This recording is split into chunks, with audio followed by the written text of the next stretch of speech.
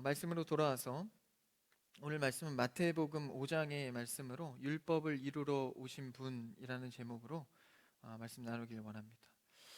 이제 연말이 되면 마음도 괜히 좀 복잡하고 또 여러 가지 생각하기도 하고 또 쉼을 바라보기도 해요.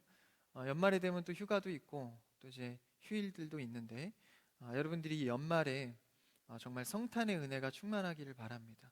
그래서 12월에 우리가 시리즈 설교로 지금 두 번째 시간이죠. 그러니까 원래 11월 말에도 한번 예수님에 대해서 다뤘었고 첫 번째, 두 번째 주에 이제 예수님에 대한 율법과 예수님에 관한 관계를 오늘 말씀을 통해서 보려 합니다. 오늘도 예수님의 충만한 은혜가 그리고 또 12월에 가득하기를 바랍니다. 오늘 말씀 이제 예수님께서 제자들에게 하시는 말씀 중에 하나입니다. 근데 그 단락의 제목이 예수와 율법이라는 제목이에요. 그러니까 이 율법에 관련하여서 예수님과 어떤 상관관계를 갖는지를 오늘 말씀에 드러내고 있습니다. 이게 굉장히 중요한 것이 예수님의 직접적인 우리를 향한 사역과 밀접한 관련을 갖고 있습니다. 이 율법이란 제목이 말이죠. 율법이 뭔가요? 모세 때 하나님께서 주신 하나님의 말씀입니다.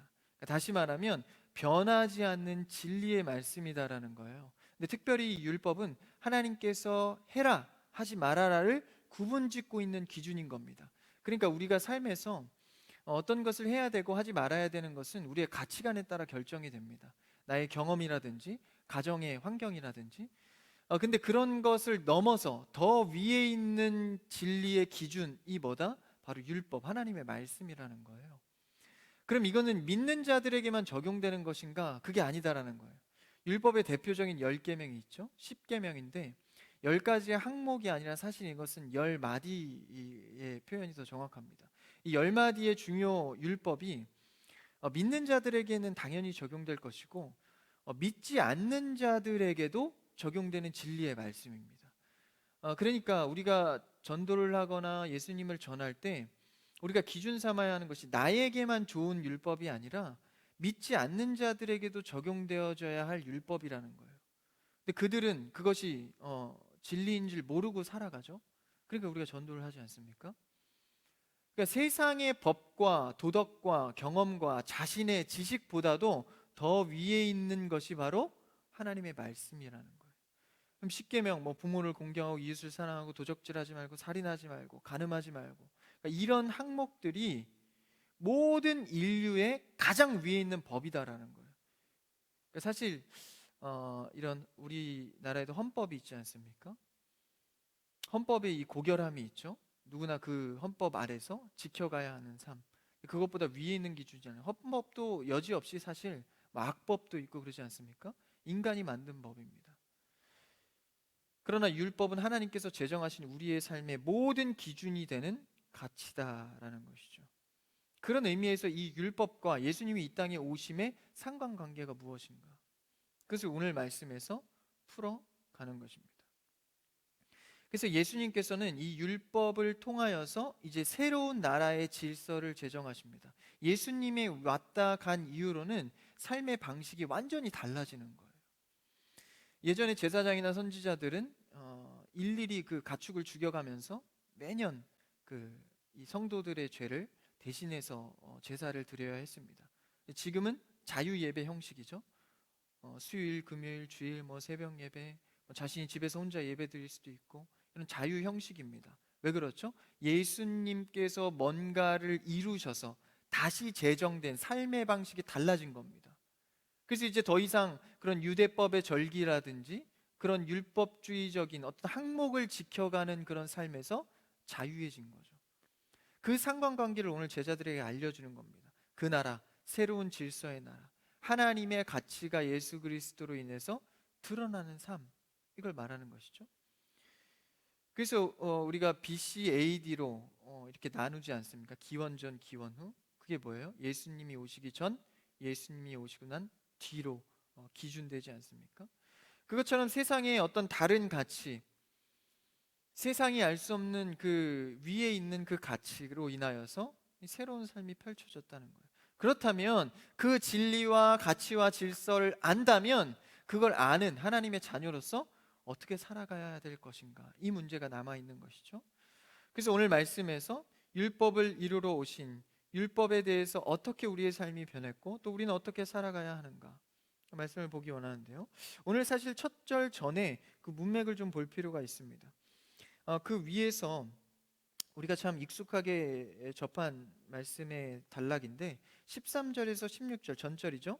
그 내용이 먼저 앞서 있습니다. 그게 바로 소금과 빛에 대한 내용입니다. 크리스천들은 뭐라 그러죠? 빛과 소금의 역할을 하는 자들이다, 이런 얘기를 하지 않습니까? 그게 오늘 말씀 바로 직전에 나오는 내용입니다. 그러니까 하나님의 나라의 성도로서 어떤 자로 살아가야 되는가? 세상에 빛과 소금의 역할을 하는 자여야 한다, 이걸 말하는 것이죠. 근데 여기서 우리가 기억해야 될 것은 이 전 말씀 한번 성경책 있으신 분들은 보시면 좋겠는데 13절에 보니까 너희는 세상의 소금이니, 그렇죠? 그리고 세상의 빛이 된다는 거예요. 16절에 보니까 이같이 너희는 빛이 비치는, 그러니까 너희는 빛이 되어야 한다, 소금이 되어야 한다라고 말하지 않습니다. 너희는 소금이다, 너희는 빛이다. 그러니까 우리가 어떻게 살아가야 하나님의 나라의 사람이 되는 게 아니라 하나님의 나라의 사람은 이미 된 것입니다. 이미 된 뒤에 어떻게 살아가야 될 문제가 있는 것이죠. 여러분은 하나님의 자녀인 줄 믿습니다. 이미 그것을 공포하고 삶이 시작되는 것이죠. 너희는 소금이다. 그래서 그 소금의 역할을 감당하는 게 우리의 삶인데 그것을 우리가 어떻게 율법적인 요소들 하나하나 다 감당하겠어요? 근데 오늘 말씀을 통해서 우리 안에 예수 그리스도의 완벽하신 그 이루심이 내 안에 있으면, 다시 말해 예수 그리스도가 내 삶을 점령하고 내 마음을 점령하는 왕 대신 예수 그리스도가 내 안에 있으면 소금의 역할을, 빛의 역할을 감당하는 삶이 가능하다라는 것입니다. 내 힘으로는 어렵다는 거예요. 그래서 소금은 역할이 뭐죠? 맛을 내는 자. 그래서 우리는 그리스도인으로서 맛을 내는 자가 되어야 하는 거예요. 그리스도인으로서의 특징적인 삶이 드러나줘야 합니다. 믿지 않는 자들과 반드시 거룩, 구별이 돼야 하는 거예요. 구별되지 않고 너나 나나 다른 게 뭐냐? 믿지 않는 자들이 우리를 봐도 별로 본이 되는 모습이 없고, 너 교회 다녔어? 네가? 뭐 이러면 곤란해지는 거죠. 우리는 뭐예요? 소금의 맛을 내는. 그래서 뭔가 기독교인은, 뭔가 교회는 세상이 흉내낼 수 없는 특별함이 있다. 그래서 초대교회 사람들이, 이방인들이 보고 뭐라 그랬죠? 야, 그리스도인이다. 그때 탄생한 게 크리스찬입니다. 크리스찬 용어가 그때 태어났죠.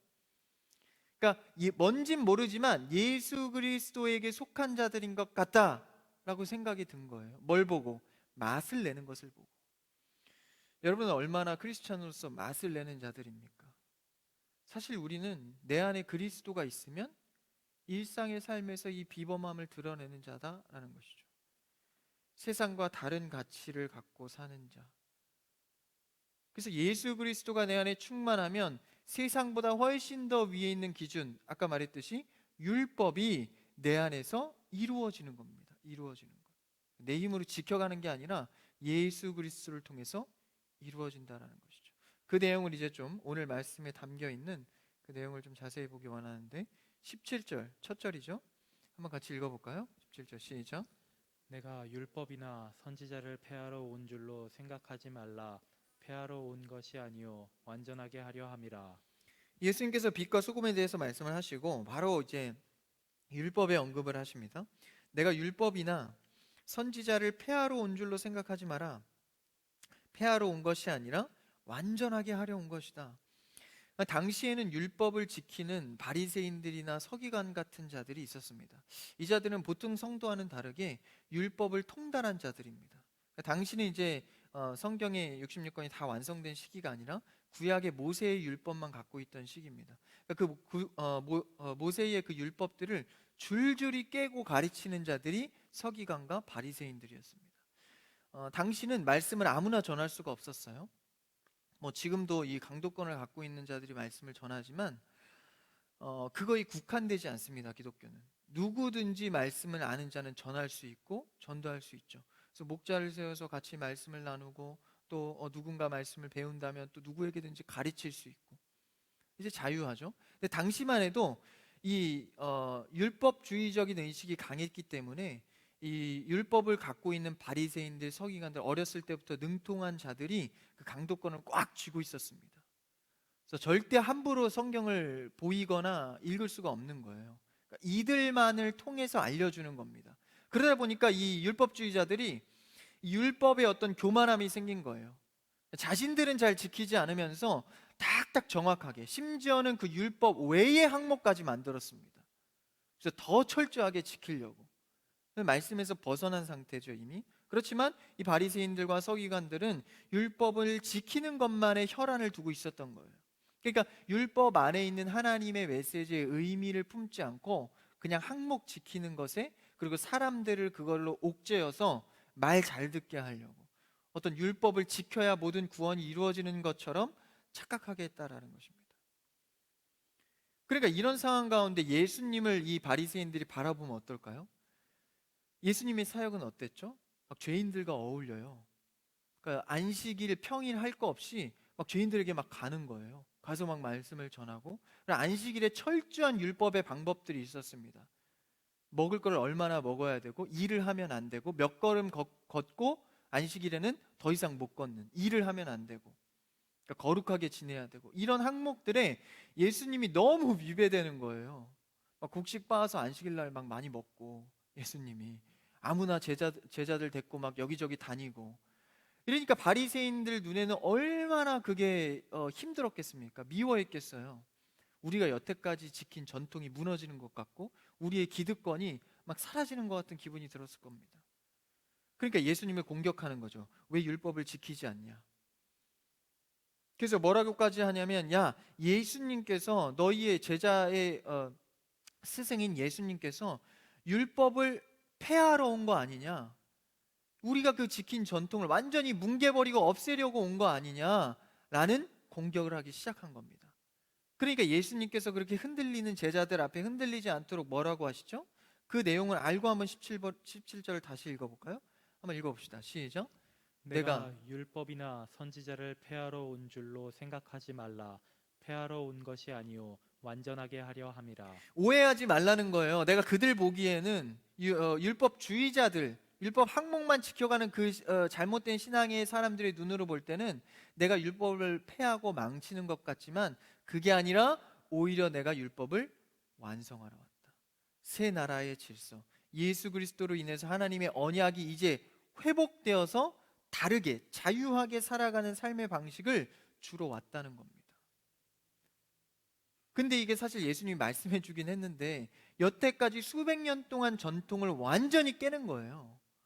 그러니까 이게 쉽지 않죠. 여러분, 우리나라도 그렇지 않습니까? 조선 왕조실록 있잖아요. 조선의 왕들이 많이 세워지고 그 밑에 신하들이 있지 않습니까? 그러니까 그 사대주의와 자신들만이 아는 문자들, 이런 것들로 인해서 자기들이 이 기득권을 놓치지 않기 위해서 백성들에게 글을 안 가르치고 누구나 양반이 될 수 있는 그런 걸 다 철폐하는 거잖아요. 그 긴 시간 동안 자기들만 기득권을 갖는 거예요. 근데 그것을 누군가가 만약에, 야, 이건 옳지 않다, 자유의 삶을, 자유민주주의, 자유의 삶을 해야 한다, 이것을 만약에 한 명이 주장한다면 그 전통이 깨질 수 있을까요? 그 쉽지 않은 문제라는 거예요. 그러니까 지금 이것은 유대인들의 율법을 개정하는 것은 그 쉬운 문제가 아니라는 겁니다. 수백 년 동안 전통이 있으니까. 여러분들도 지켜온 전통이나 생활 습관들이 있지 않습니까? 누가 말 한마디로 여러분 생활 습관을 완전히 바꾸라고 한다면, 야, 그거는 너무 쉽지 않은 일이죠. 그러니까 당시 유대인들은 더한 격변의 지금 상황이었다라는 것입니다. 그럼에도 불구하고 예수님께서는 자신의 사역을 명확히 하시죠. 너희의 그 율법을 이제는 완성하러 왔다. 완성하러 왔다. 그래서 지금 산상수훈의 말씀, 예수님께서 지금 산 위에 올라와서 제자들에게 말씀을 가르치는 겁니다. 마태복음 5장, 6장, 7장이. 그래서 그 산 위에서 가르치는 말씀의 기본 형태가 새로운 나라, 지금 새로운 시대가 열린다는 그것을 가르쳐주고 있는 것이죠. 인간이 여태까지 실패했고 이제 예수 그리스도로 인해서 새롭게 세울 나라, 그것은 율법을 없애버리는 게 아니라 오히려 율법이 네 안에 살아서 완성되는 역사가 나를 통해서 이루어진다는 것을 가르쳐주고 있는 것입니다. 그러면서 더 말씀을 이어가십니다. 18절 말씀 읽어볼까요? 18절 시작. 진실로 너희에게 이르노니 천지가 없어지기 전에는 율법의 1.1획도 결코 없어지지 아니하고 다 이루리라. 18절에 보니까 천지가 없어지기 전에는 율법은 결코 없어지지 않는다. 다시 말하면 하나님의 말씀은 어떤 일이 있어도 변하지 않는다는 거예요. 즉 다시 말하면 예전에 아담 때에 모세 때에 그때 말씀하신 그 말씀이 지금 너희에게도 유효하다라는 것입니다. 그러니까 이것이 유효하지 않으면 예수님의 사역은 의미가 없는 겁니다. 그때 당시에 하나님의 언약과 말씀이 유효해야 예수님의 사역도 의미가 있는 겁니다. 그래야 하나님의 언약을 다시 회복시키고 지키는 것, 다시 갱신하는 것에 예수님의 사역이 의미가 있는 것이죠. 그게 막 하나님의 말씀이 변하고 어떨 땐 폐하여지고 다시 생기고 이러면 예수님이 오셨을 때 일도 제대로 이루어지지가 않는 것입니다. 그래서 천지가 없어지기 전에 참 재밌는 표현을 하죠. 천지가 없어지나요? 없어지지 않죠. 그러니까 절대 안 될 일을 강조하고 있는 겁니다. 이런 표현과 비슷해요. 내 눈에 흙이 들어가기 전까진 이런 말 많이 하지 않습니까? 내 눈에 흙이, 보통 부모가 뭐 자녀에게 내 눈에 흙이 들어가기 전까지 안 돼. 자녀가 눈에 흙 뿌리고 그 일을 하면 안 되겠죠? 눈에 흙을 뿌리라는 얘기가 아니라 그만큼 안 된다는 강조변의 비유를 하는 겁니다. 하나님의 말씀은 천지가 없어지기 전에 절대 변하지 않는다, 없어지지 않는다. 이 말을 왜 율법 가운데 예수님이 강조하고 있을까요? 바로 17절에 율법을 완성하는 것과 상관관계가 있기 때문입니다. 이제 율법과 예수님의 관계를 제가 잠깐 설명할 텐데 여러분들 지금까지 주셨어도 이제부터 주시면 안 됩니다. 제가 어제 큐티 모임 때 저번 주에 준 사람이 많더라고. 잠깐 지나간 얘기를 했는데 제가 어제 잠자는데 잠이 안 오더라고요. 그 큐티 모임 할 때는 저번 주에 전심으로 준 사람도 있을 텐데 그 사람에게 너무 시험이 들진 않았을까? 뭐 이런 걱정이 되더라고요. 줄 수도 있습니다. 피곤하면. 오늘의 여러분께 뭐라 하지 않고 토요일, 어제 여러분께 뭐라고 해야 될 것 같습니다. 토요일 날 관리를 잘하셔서 오늘 주는 건 뭐 어쩔 수 없잖아요. 토요일 날 관리 잘하셔서 예배에 은혜가 있길 바랍니다. 그래서 예수 그리스도와 율법의 관계가 하나님의 언약 속에 어떤 의미가 있는지를 우리가 한번 볼 텐데 먼저 하나님과 인간의 언약의 관계를 가장 태초부터의 사건으로 올라가야 됩니다. 언제죠? 바로 아담 때입니다. 그러니까 하나님과 인간의 관계의 시작은 창조, 하나님께서 아담을 만드시고부터 시작되셨습니다. 하나님과 인간은 관계로 시작하셨습니다. 이게 정확히 우리가 알아야 할 부분인데 하나님과 인간의 관계가 관계로 시작됐다는 것은 인간을 처음에 하나님께서 만드실 때 만들자마자 거룩해진 게 아니라는 거예요. 만들자마자 온전하고 거룩해진 상태로 된 게 아니라는 겁니다. 하나님이 만드시고 언약, 그러니까 말씀을 하셔서 그 언약, 인간과의 약속이 생겨났을 때부터 거룩이 시작된 겁니다. 그러니까 다시 말하면 하나님께서 아담에게 선악과가 동산의 중앙에 그 선악을 알게 하는 과실이 있는데 그 선악과를 따먹으면 안 돼 라고 약속을 해주신 겁니다. 그때 하나님과 인간의 거룩의 관계가 형성된 겁니다. 그러니까 우리가 관계도 어떤 대화를 해야 관계가 생기는 거죠. 그냥 그 사람을 이성원, 성원 전도사님 그 사람을 안다고 해서 관계가 발휘되는 게 아닙니다. 성원 전사님을 만나서 전사님 어떻게 지내세요? 우리 다음 주에 만나요. 이런 약속이 생겨야 관계가 시작되는 것이죠. 그처럼 아담에게 하나님께서 너에게 과실을 수많은 것들을 줄 텐데 이 선악을 알게 하는 나무의 과실만 따먹지 마. 이 약속을 언약을 말씀해 주셨을 때 이제 거룩이라는 개념이 생긴 겁니다. 그러니까 아담이 이 과실을 따먹지 않음으로 인해서 하나님과의 관계가 거룩해진 거예요. 그러니까 이 하나님과의 관계를 유지하려면 어떻게 하면 됩니까? 과실을 안 따먹으면 되는 거예요. 그러니까 굉장히 소극적인 요구죠. 이거를 신학적인 용어로 긍정적인 요구라고 합니다. 그러니까 내가 먹지 말라는 것을 안 먹으면 되는, 그것으로 인해서 하나님과의 관계가 유지되는 것을 긍정적인 요구라고 합니다. 하나님께서 먹지 마, 가만히만 있으면 되는 거예요. 굉장히 긍정적이잖아요. 긍정적인 요구로 먹지만 않으면 되는 겁니다. 죄를 안 짓기만 하면 하나님과의 관계가 거룩한 거예요. 우리 죄를 져서 문제지, 안 짓기만 하면 거룩한 겁니다. 그 다음 두 번째 부정적인 요구는 뭘까요? 그 과실을 따먹었을 때의 문제입니다. 이 만약으로 예를 들어보면, 만약에 아담이 그 과일을 따먹지 않았다면 어떻게 될까요? 지금까지도 하나님과의 관계는 거룩입니다. 거룩의 관계죠. 근데 이건 만약이고, 어떻게 했죠? 아담이 따먹었습니다. 그때부터 뭐가 발휘되냐면 부정적인 요구가 발휘됩니다. 네가 그것을 먹을 시에는 정령 죽으리라. 부정적인 요구, 먹었을 때는 죽음이 임한다는 거예요. 그러니까 다시 말하면 하나님과의 관계가 끊어진다라는 겁니다. 그러니까 하나님의 언약의 관계는 두 개가 있는 거예요. 긍정적인 요구, 먹지 마라. 두 번째는 부정적인 요구, 먹을 시에는 정령 죽으리라. 그러니까 이 두 가지의 요구에서 아담은 둘 다 이뤄내지 못한 겁니다. 하나님의 언약을 깨버렸고, 그리고 그 거룩을 유지하지도 못했다라는 것이죠. 만약에 지켰으면은 그 긍정적인 요구로 하나님과의 관계가 유지가 됐겠지만 말이죠. 그래서 이 행위 언약, 행위로서 지키는 거룩의 언약이 깨어진 겁니다. 그래서 아담 때 이후에 사람은 죄악이 들어와서 누구나 이 행위 언약을 지킬 조건이 안 되는 겁니다. 그래서 지키려고 아무리 발버둥쳐도 안 되는 거예요. 그래서 아담이 그 행위 언약을 깨는 순간 뭐를 준비하셨죠? 하나님은 은혜 언약을 준비하신 겁니다.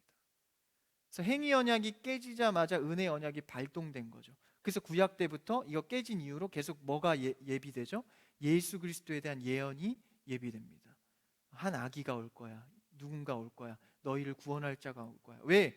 아담 때부터 이제 안 되니까. 행위 언약이 깨졌으니까. 그래서 하나님께서 뱉으신 그 먹지 말라는 언약이 실제적으로 뭐로 또 증명되죠? 바로 모세의 율법으로 드러나집니다. 모세의 율법을 통해서 다시 한번 하나님의 말씀, 그러니까 긍정적인 요구가 아직 해결되지 않았다는 것을 선포하는 겁니다. 모세를 통해서 너네 이거 지켜야 돼, 지켜야 돼. 만약에 율법을 하나도 빠지지 않고 지키는 사람이 있다면 그는 거룩을 이뤄 천국에 가 구원을 얻는 거예요. 율법에 자유한 자가 한 자도 있다 없다? 없다라는 겁니다. 그래서 그걸 깨닫게 하는 거예요. 긍정적인 요구가 아직도 유효해. 그리고 너네는 지금 부정적인 요구를 지금 거절하고 있어. 죄를 짓고 있어. 이 두 가지를 모세의 율법을 통해서 계속 알리는 겁니다. 될 것 같은데 안 되는 거예요. 그래서 결국 누가 오시죠? 예비된 예수 그리스도가 오시는 겁니다. 그래서 예수 그리스도가 오셔서 어떤 사역을 하시죠? 십자가 사역을 하십니다. 이거는 어떤 요구를 이뤄내신 걸까요? 바로 두 번째인 부정적인 요구를 이뤄내신 사건입니다. 그러니까 십자가는 어떤 의미죠? 죄의 값을 치르는 사건입니다. 그러니까 우리의 죄를, 부정적인 요구에서 과실을 먹었기 때문에 발생한 하나님과의 관계가 끊어진 것, 그러니까 이것을 되돌리기 위해서 십자가 값을 치른 겁니다. 죄값을 치른 거죠. 그러면 앞에 긍정적인 요구는 해결된 겁니까? 해결된 게 아니라는 거예요. 이걸 아셔야 됩니다. 그러니까 예수님께서 이 땅 가운데 오셔서 한 사역이 두 가지입니다. 십자가 사역으로 부정적인 요구를 해결하신 거예요. 죄값을 치름으로. 긍정적인 요구는 뭘까요? 바로 율법입니다. 아직도 유효하다. 오늘 말씀에서도 18절에 1.1획도 아담 때 선포된 그 언약이 아직도 유효하다라는 거예요. 다시 말하면 이것을 해결하지 않고는 너희가 구원을 얻지 못한다는 겁니다. 그래서 십자가를 통해서 죄값은 치렀지만 아직 긍정적인 요구인 먹지 마라, 거룩이 유지된 하나님과의 관계의 요구는 아직 해결된 게 아니라는 겁니다. 율법이 해결되어야 하는 거예요. 그러니까 죄값을 치렀다고 끝나는 것이 아니죠. 그러니까 우리가 어떤 범죄를 저질렀을 때 사실 이 벌금이나 형벌을 받으면 끝나긴 합니다. 근데 사실 우리가 생각해 보면 다르게 한번 생각을 해볼까요? 옆집에 창문을 깨트렸어요, 돌로. 그럼 뭐 해야 되죠? 유리창 값을 물어줘야 됩니다. 그럼 죄가 없고 끝난 거예요? 다 끝난 겁니까? 다 끝난 거라고 생각한다면 맨날 유리창 깨도 돼요. 깨고 싶을 때 값만 치르면 되니까. 그게 아니라는 거예요. 관계의 측면이 남아있다라는 겁니다. 그 유리창 깨어서 맨날 찬바람 들어오는 그 집주인 그 집주인과의 관계가 있는 거예요. 그죠? 하나님과 인간의 관계는 값만 치러졌다고 끝나는 게 아닙니다. 관계의 측면, 긍정적 요구인 먹으면 안 돼. 이 관계를 유지하는 삶의 비결이 있어야 한다라는 겁니다. 그걸 어떻게 해결하세요? 예수님께서 바로 율법을 완성한다 오늘 말씀하시죠. 그게 뭡니까? 이 땅 가운데에서 예수님께서 율법을 지키지 않은 것이 하나도 없이 살아내셨다라는 겁니다. 그러니까 예수님께서 하나님이시죠? 인간의 몸을 입고 오셨습니다. 근데 오셨는데 뭐는 없이, 죄는 없이 오신 거예요. 죄가 없이 오셔서 죄가 없이 살아가셨습니다. 이게 뭐죠? 율법의 의를 다 이룬 겁니다. 그러니까 예수님은 삶을 통해서 율법, 긍정적 요구를 이뤄내신 겁니다. 히브리서의 말씀에 이렇게 말하고 있는데요. 히브리서 4장 15절인데요. 한번 읽어볼까요? 히브리서 4장 15절 띄워주시면 시작. 우리에게 있는 대제사장은 우리의 연약함을 동정하지 못하실 이가 아니요 모든 일에 우리와 똑같이 시험을 받으신 이로되 죄는 없으시니라. 히브리서 말씀에서는 이제 예수님을 표현하는 걸로 이제 유명한 말씀이죠. 거기서 뭐라고 합니까? 모든 일에 우리와 똑같이 시험을 받으신 이, 그러니까 인간과 똑같은데 죄는 없이 오셨다는 거예요. 그 말은 무엇입니까? 율법의 의를 이뤘다는 겁니다. 아담 때의 선포에서 지금까지 유효되는 그 율법, 그 언약, 그것을 예수 그리스도의 삶으로 이뤄내셨다라는 것입니다. 정리하면 부정적인 요구는 십자가로 지불해서 이루셨습니다. 긍정적 요구는 율법의 순종의 삶을 통해서 이뤄내셨다라는 거예요. 그러니까 아담의 행위로서는, 아담은 한 행위만 하면은 거룩을 이룰 수 있었지만 지키지 않았으므로 두 행위가 발생한 거예요. 긍정적 요구와 부정적 요구를. 그러니까 아담 때 사실 지켰으면 쉬웠을 일을 지키지 못했으니, 죄악이 들어왔으니 예수님께서 더 힘든, 더 많은 일로 우리의 구원을 이루셨다라는 겁니다. 십자가 사역과 율법의 완성, 순종의 삶을 통하여서 우리의 죄를 담당하셨다라는 것입니다. 그래서 예수님을 뭐라고 표현하죠? 겸손의 왕이다. 인간 된 것도 부족해서 죄 없이 이 땅 가운데 살아내는 것, 순종을 이뤄내신 거예요. 십자가마저도 이뤄내신 것이죠. 그래서 그런 요구를 통하여서 하나님의 율법에도 충족하시고 하나님의 심판에도 충족하셨습니다. 이걸 예수 그리스도께서 이루신 게 뭐 어떻게 됐는데요? 이 이루심을 성령을 통하여서 우리에게 적용시켰다라는 겁니다. 할렐루야. 그러므로 내 안에 계신 성령을 통해서 이제 율법을 이룰 수 있는 조건이 충분한 겁니다. 그래서 이 땅 가운데 죄악이 들어와도 죄의 권세 있는 자들은 아닌 거예요. 죄는 지을 수 있지만 내가 죄의 왕이 내 안에 왕 노릇을 못한다라는 거예요. 죄는 들어와서 질 수 있지만 다시 뭘로 돌아가면 돼요? 예수 그리스도의 의로 성령 충만함으로 돌아가면 그뿐인 겁니다. 이렇게 자유하고 편안한 시대를 예수님께서 여셨다라는 것입니다. 그것을 오늘 말씀에서 얘기해 주는 거예요. 그래서 누구든지 주라 고백하고 시인하는 자는 이 성령에 거할 수 있고 예수 그리스도와 연합되어서 언제든지 죄를 자유롭게 사할 수 있는 성령 충만한 성도로 세워진다라는 것입니다. 할렐루야. 우리가 이 은혜를 누린 자다라는 것입니다. 그래서 우리가 자유 예배 속에서 막 찬양하고 뭐 기타 치고, 오늘 기타가 없었네요. 기타 치고 드럼 치고 막 이렇게 즐겁게 찬양하는 이유가 뭐예요? 이 자유함 속에 은혜를 누리기 때문입니다. 여러분 삶에 이 자유의 찬양이 충만하기를 축복합니다.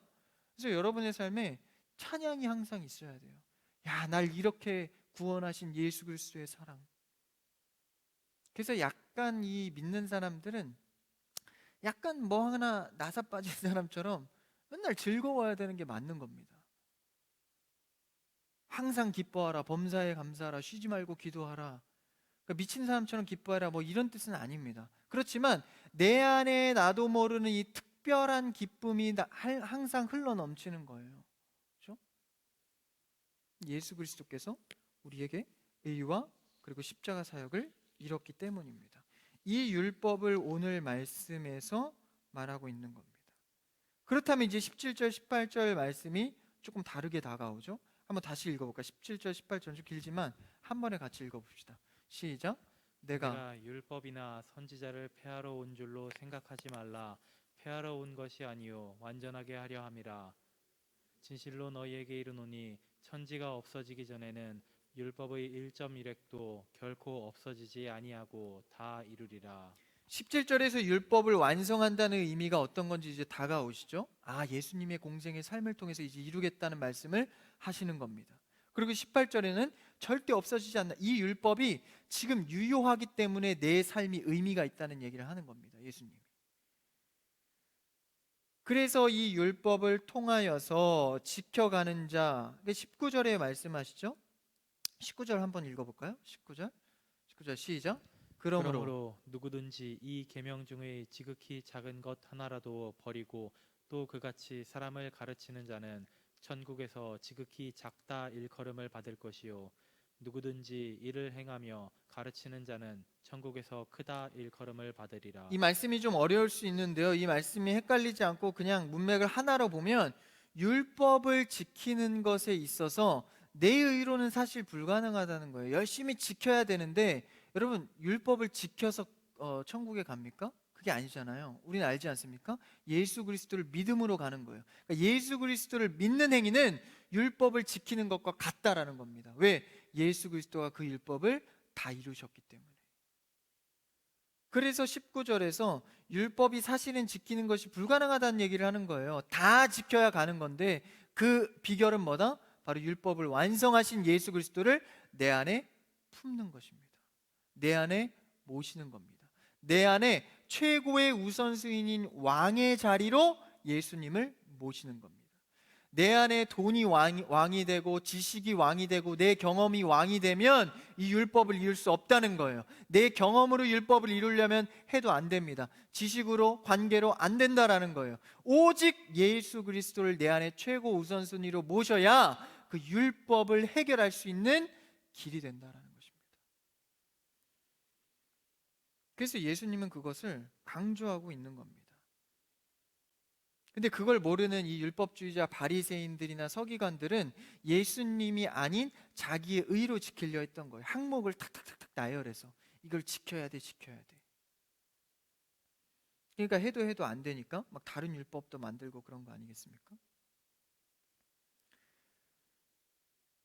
그래서 이런 바리새인들은 이런 율법 속에서 이 예수 그리스도를 통한 참된 율법의 의미를 모르고 항목만 지켜가는 삶을 사는 겁니다. 여러분, 우리가 기독교지만 기독교적인 색채를 잃어버린 종교들도 많습니다. 그거 기독교 아니거든요. 그러니까 항목만 지키는 거. 여러분, 우리는 율법의 항목을 잘 지키려고 신앙생활 하는 게 아닙니다. 예수 그리스도를 통해서 그 율법의 자유함을 누리는 것이죠. 그 율법을 탁탁탁 지켜가기 시작하면 여러분 실족됩니다. 뭐 하나 이번 주에 탁 되지면 막 실족이 되는 거예요. 근데 하나님 앞에 은혜로 기도할 수 있는 이유는 예수 그리스도께서 그 율법을 다 이루셨으니까. 그래서 심지어는 이 바리새인들은요, 율법을 하도 명확히 지키다 이 사랑의 율법을 다 잃어버린 거예요. 그러니까 사실 성경은요 다 인과관계가 있습니다. 관계들이 다 있는 거예요. 성경은 뭘로 풀죠? 성경은 성경으로 풉니다. 해석을. 그렇죠? 이 완벽한 성경은 신화도 아니고 전설도 아닙니다.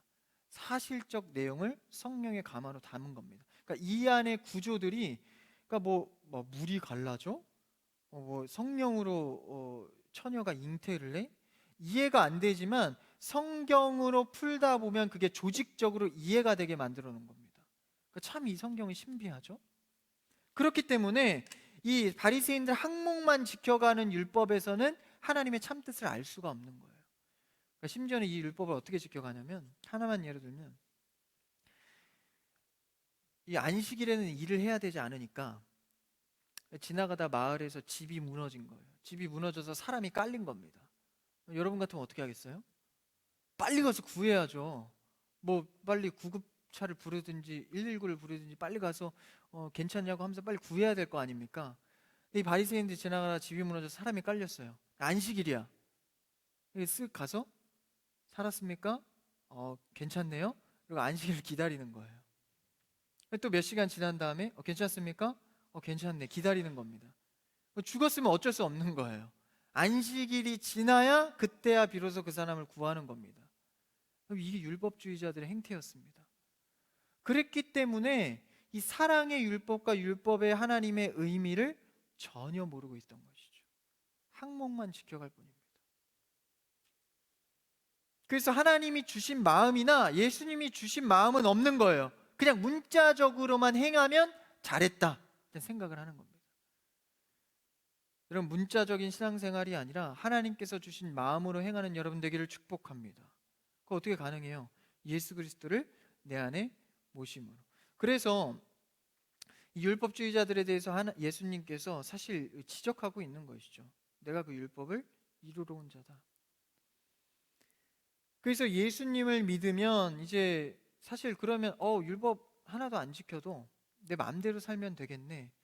여러분, 예수님을 믿어보면 그게 안 됩니다. 하려고 해도 안 되는 거예요. 그러니까 다시 말하면 예수를 내 안에 모신 자들은 율법을 지키기를 좋아하게 됩니다. 사모하게 돼요. 누가 시키지 않아도. 다시 말하면 신앙생활 하면서 예수님이 주신 마음이 있다라는 거예요. 내 생각과 다르게. 저도 이제 사역하다 보면 청년들과 어떤 일을 하거나 뭐 이렇게 대화를 하거나 할 때 내 생각이나 마음이 들 때가 있어요. 내 생각대로 하면 지적을 해야 되죠. 내 생각대로 하면 좀 정죄를 해야 됩니다. 가르쳐야 됩니다. 근데 그 상대를 영혼으로 보고 내 안에 하나님께서 주시는 마음을 내가 들여다보면 그 형제나 자매가 다르게 보입니다. 그 사람의 사정을 이해하고 싶어지고 얘기를 듣고 싶어져요. 내가 마음대로 말하기 전에. 그게 예수님이 주신 마음이거든요. 이 마음을 붙잡고 그 상대를 대하면 이게 뭡니까? 바로 율법을 이루어가는 삶이다라는 거예요. 여러분 마음속에 예수님께서 주시는 마음이 있기를 축복합니다. 그러니까 신앙생활하면서 예수님께서 주시는 마음이 있어야 되는 거예요. 그럴 때마다 내 그 마음이 올라오면 그걸 붙잡는 거죠. 그게 순종입니다. 그래서 여러분 말씀 들으시다가 내 마음속에 찔리는 게 있어. 그럼 찔렸네? 하고 끝내는 게 아니라 그 말씀, 찔린 말씀을 붙잡아야 됩니다. 다시 말하면 이행을 해야 된다라는 거예요. 그랬을 때 예수 그리스도를 통하여서 율법을 사모하게 되고 지켜갈 수 있게 된다라는 것입니다. 마지막 절 20절을 한번 읽어볼까요? 20절 시작. 내가 너희에게 이르노니 너희의 의가 서기관과 바리새인보다 더 낫지 못하면 결코 천국에 들어가지 못하리라. 이 말을 오해해서 바리새인들보다 더 항목을 잘 지키면 천국에 갈 수 있다는 말인가요? 그게 아니라는 거예요. 더 낫지 못하면이란 얘기는 다른 걸 말하는 겁니다. 서기관과 바리새인이 지키는 방법 말고 다른 방법으로 해야 천국에 들어간다는 거예요. 율법을 대하기를 항목별로 열거해서 지켜가는 게 아니라, 그 방법이 아니라 더 나은 것 뭡니까? 예수 그리스도를 내 안에 모심으로 자동적으로 내 안에 주시는 마음으로 지켜가는 삶, 이게 바로 바리새인보다 더 나은 의를 말하는 것입니다. 그래서 예수 그리스도를 통하여서 사는 삶만이 천국에 갈 수 있다는 거예요. 그래서 우리는 뭐라고 하죠? 예수님을 믿는 자만 천국에 간다고 심플하게 명제를 정하는 겁니다. 그 안에는 오늘 말씀의 깊이가 있는 것이죠. 길이요 진리요 생명 되신 예수 그리스도만이 우리의 율법의 삶을 이뤄낼 수 있습니다. 그래서요, 시간이 좀 많이 갔네요. 갔지만 하나만 봅시다. 그 뒤에 21절, 22절 하나만 이 율법 항목을 보면, 성경책에 있는 사람 보세요. 21절에 보니까 살인하지 말라. 누구든지 살인하면 심판받게 된다. 율법에 있는 거잖아요. 살인하지 말라. 여러분 혹시 살인해 보신 분 계신가요? 없으시죠? 그럼 여러분은 문자적으로 다 이룬 겁니다. 그러면 율법을 이룬 걸까요? 그게 아니라는 거예요. 예수님의 해석은 다릅니다. 그 다음 절 읽어볼까요? 22절 성경씨 있으신 분들은 좀 읽어주세요. 같이 시작. 나는 너희에게 이르노니 형제 노하는 자마다 심판을 받게 되고 형제를 대하여 나가라 하는 자는 공회에 잡혀가게 되고 미련한 놈이라 하는 자는 지옥불에 들어가게 돼. 세 가지가 똑같은 건데 표현만 다른 겁니다. 노하거나 라가는 이제 정확히 뭔지는 모르지만 욕을 말합니다. 욕. 그러니까 상욕 그런 거 있죠. 그러니까 의역해서 해석하면 머리에 든 게 없는 형제요. 이렇게 멍청이 이런 얘기를 하는 겁니다. 그런 욕을 하는 자는 공회에 잡혀가고 미련한 놈이라고 말하는 자는 지옥불에 돼. 세 가지 다 동일한 율법을 범한 일입니다. 근데 그게 뭐라고요? 20절에 보니까 살인하지 말라는 율법 항목에 대한 22절은 예수님의 해석입니다. 여기 살인하신 분 없다 그랬죠? 22절에 살인을 하신 분 계십니까? 아마 다 하셨을 겁니다. 누구든지 노한 적 있죠? 상대에 대해서. 누구든지 상대에게 욕한 적 있을 겁니다. 화나거나 욕한 적이 있다면 살인한 자라는 거예요. 그럼 누가 율법에서 자유할 수 있겠어요? 아무도 율법을 지킬 자가 없는 겁니다. 그래서 죄가 없고 율법을 지킨 그 의인이 있으면 우리는 그로 말미암아 이 율법에서 해방이 될 수 있는 겁니다. 이 의를 이루신 분이 예수 그리스도다라는 거예요. 그래서 우리는 이제 더 이상 항목별로 지키는 것이 아니라 주 앞에서 예수 그리스도가 주신 마음으로 살아가는 것이죠. 내 안에 노하거나 욕하거나 미련한 자라고 말하고 싶어도 예수 그리스도를 모신 자는 다시 회개하고 돌이키고 돌아설 수 있는 기회가 자유롭게 주어졌다라는 것입니다. 얼마나 좋습니까? 그러니까 율법을 이룰 수 있는 거예요. 뭐를 통해서? 예수 그리스도를 통해서. 오늘도 여러분이 주 앞에 나와서 회개하고 자신의 죄를 고백하지 않습니까? 누구에게? 예수 그리스도에게. 율법으로부터 자유하게 된 장면입니다. 그래서 오늘 말씀의 전절에서 빛과 소금의 역할은 바로 이렇게 감당하는 겁니다. 예수 그리스도를 내 안에 모심으로. 그래서 오늘 어떤 일을 하든지 먼저 내 마음과 생각과 머릿속에 예수님을 묵상하는 과정이 반드시 필요합니다. 그래서 여러분들 어떤 일을, 작은 일, 큰 일을 하기 전에 반드시 예수님의 이름으로 기도하고 시작하셔야 됩니다.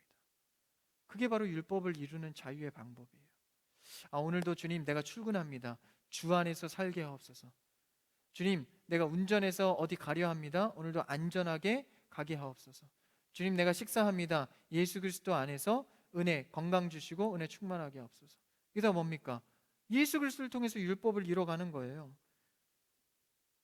그래서 이 바리새인들과 서기관들의 그런 항목별로 지켜가는 율법의 진절머리가 난 제자들에게 예수님이 뭐라고 말씀하시죠? 수고하고 무거운 짐진 자들아 다 내게로 오라 말씀하시는 겁니다. 내 짐은 쉽고 가벼우니라. 나를 통하면 너무 쉬워. 그 세계를 오늘 말씀을 통해서 열어주신 것이죠. 여러분, 이제 모든 일을 예수 그리스도를 통하여서 하시는 여러분 되기를 축복합니다. 예수 그리스도를 통하여서 기도하시고 살아가시고 내 마음에 주신 예수 그리스도의 마음이 나를 살게 하는, 자유하면서도 기쁨이 넘치는 여러분의 삶이 되기를 축복합니다. 이번 한 주도 또 성탄절 이번 연말의 한 달도 그런 주의 사랑의 은혜 안에서 살아가는 여러분 되기를 축복합니다.